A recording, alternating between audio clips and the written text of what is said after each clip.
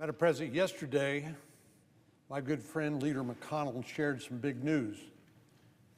At the end of this year, he'll step down as the Republican leader of the United States Senate after having served the longest tenure of any leader in Senate history. For more than 17 years, he has been the steady hand at the helm, guiding us through some of the most consequential debates in recent history.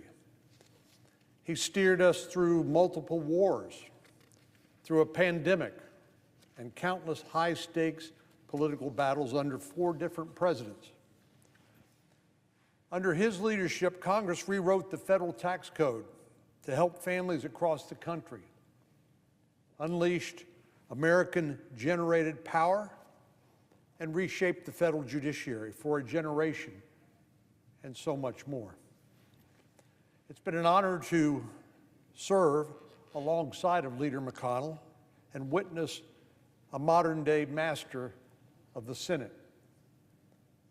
I'll have more to say about our friend from Kentucky at a later date, but the good news is he's not going anywhere.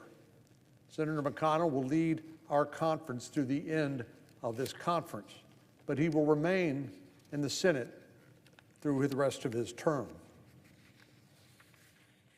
During that time, he'll do as he's always done, represent the state of Kentucky and put his expert knowledge to use in this chamber for use on their behalf. For now, let me just say thanks to Leader McConnell for everything he's done for this body and our great country. On another matter, Madam President, this week the Senate finds itself in familiar territory. For the 4th time since last September, Congress is rushing to avert a government shutdown. Unless a funding bill is signed into law before the clock strikes midnight tonight, portions of the federal government will shut down. And if nothing changes by the following Friday, we'll be plunged into a full government shutdown. I've made my feelings about government shutdowns crystal clear. Number 1, they don't save money. Number 2, they don't solve any problems. And number 3, they hurt innocent Americans and dedicated public servants. Government shutdowns are not in anyone's best interests. And I'm glad that all 4 congressional leaders agree that we need to avoid a lapse in funding. Before the end of this week, before tonight, I hope, I expect Congress to pass another stopgap funding bill. This will provide more time to advance regular appropriations bills, and I hope we can see some real progress this time. But I must say that responsibility for where we are today lies at the feet of the Majority Leader of the United States Senate.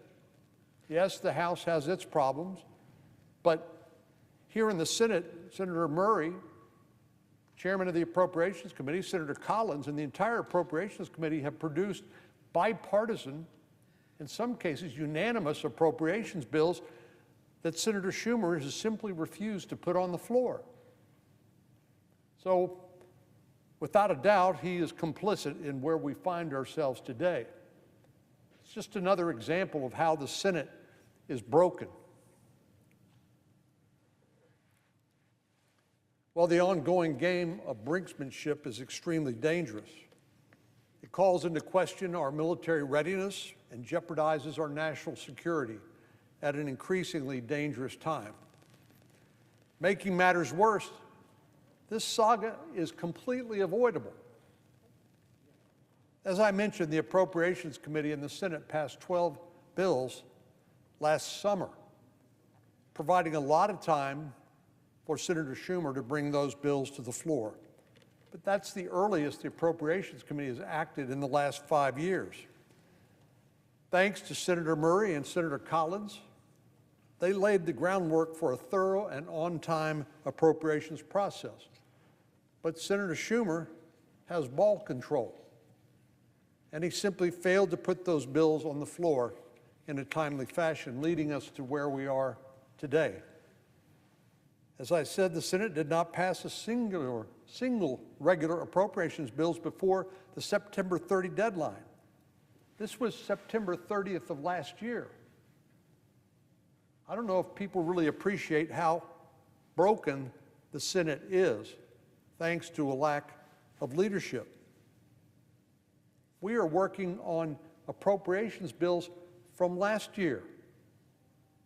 The fiscal year began the end of September of last year.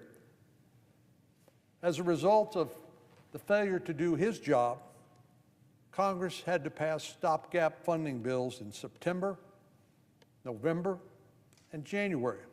And just think about it for a minute. If we weren't lurching from one crisis to the next, what other things might we do to benefit the American people? That is what economists call an opportunity cost. Each time the Democratic leader vowed to use the extra time to make progress on regular appropriations bills, but each time he failed to do so.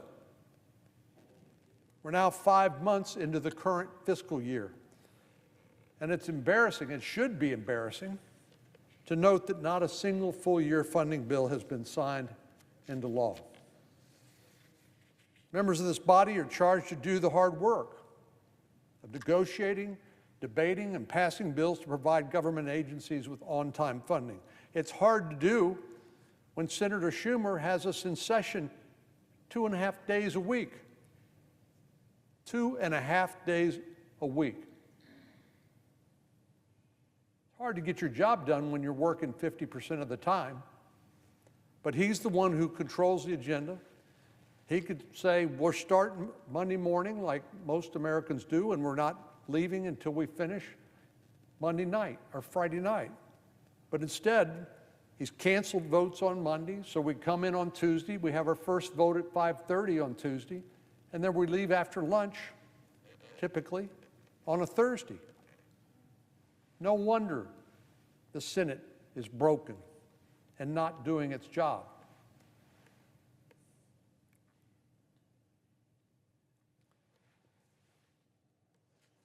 Madam President, the Senate has a number of big cliffs that are fast approaching as a result of the mismanagement of the Senate schedule. We have major funding deadlines tomorrow,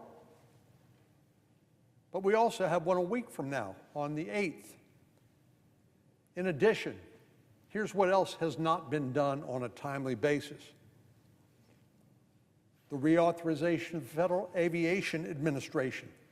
That has to be done by next Friday. We need to reauthorize and strengthen Section 702 of the Foreign Intelligence Surveillance Act before April the 19th, or else it lapses, making us blind to the efforts of our adversaries to undermine our national security. And yes, we need to pass a new farm bill before the end of September. We can't do that working half weeks, 2.5 days a week.